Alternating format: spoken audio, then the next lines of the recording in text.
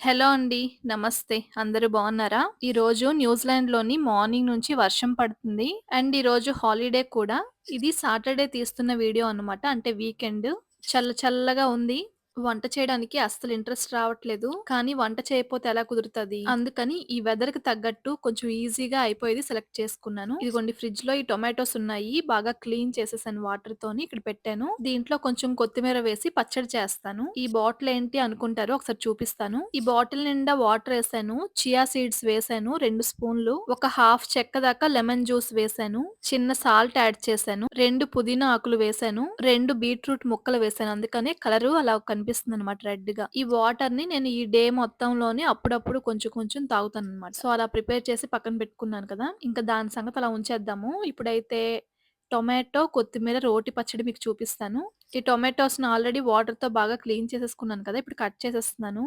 పెద్ద పెద్ద సైజు ముక్కలు కట్ చేసుకోవచ్చనమాట. మనకెలా అయినా సరే వేగిపోతాయివి.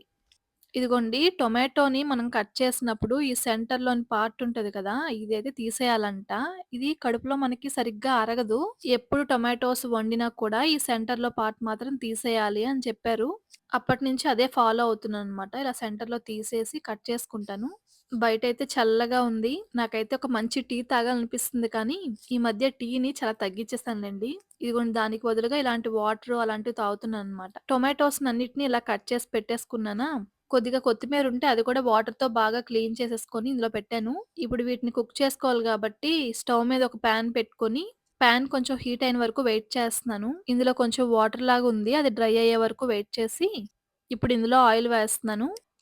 ఈ ఆయిల్ కొంచెం వేడెక్కిన తర్వాత ఒక టేబుల్ స్పూన్ దాకా జీలకర్ర పొడి, ఒక టేబుల్ స్పూన్ శనగపప్పు వేశాను.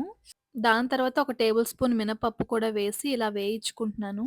ఒక 4 పచ్చిమిర్చి వేస్తున్నాను. నేనిప్పుడు తీసుకున్న టొమాటోస్‌కి 4 పచ్చిమిర్చి అయితే సరిపోతాయి. ఇంకా ఒక్కటి ఎక్స్‌ట్రా తీసుకున్నా గానీ కారంగా అనిపిస్తది. పిల్లలు కూడా తినాలి కదా! అందుకని నేను 4 వేసుకుంటున్నాననమాట. ఇవన్నీ బాగా వేగిన తర్వాత ఇందులోని టొమాటోస్ కూడా వేసేశాను. ఒక్క 2 నిమిషాల పాటు అవి వేయించుకున్న తర్వాత ఇందులోని ఆల్రెడీ కడిగి పెట్టుకున్న కొత్తిమీరని కూడా వేసేస్తున్నాను. ఇప్పుడు ఈ కొత్తిమీర, టొమాటో అన్నీ కలిపి బాగా వేయించుకోవాలి.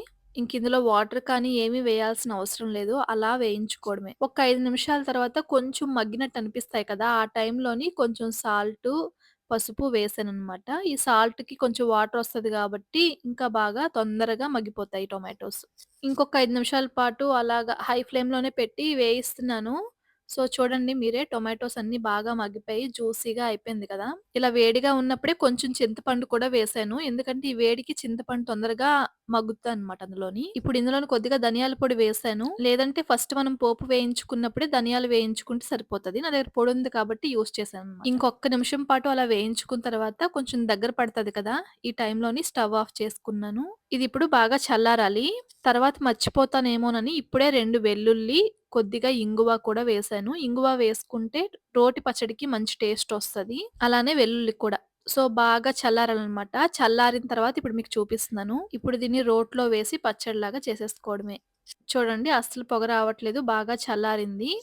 నా దగ్గర ఒక చిన్న రోలుందనమాట. ఇందులోని పచ్చడ్లు చేస్తే చాలా బావుంటది. ఎక్కువగా చేస్తాను నేను రోటి పచ్చడ్లు. ఒకవేళ రోలు లేకపోయినా మిక్సీలో వేసుకున్నా కూడా బానే ఉంటది. రోలయితే ఇంకా బావుంటదనమాట. ఇవి చెక్క హౌసెస్ కదా! కింద చెక్క సౌండొస్తదని చెప్పి కిందన క్లాత్‌లాగా వేసుకున్నాను.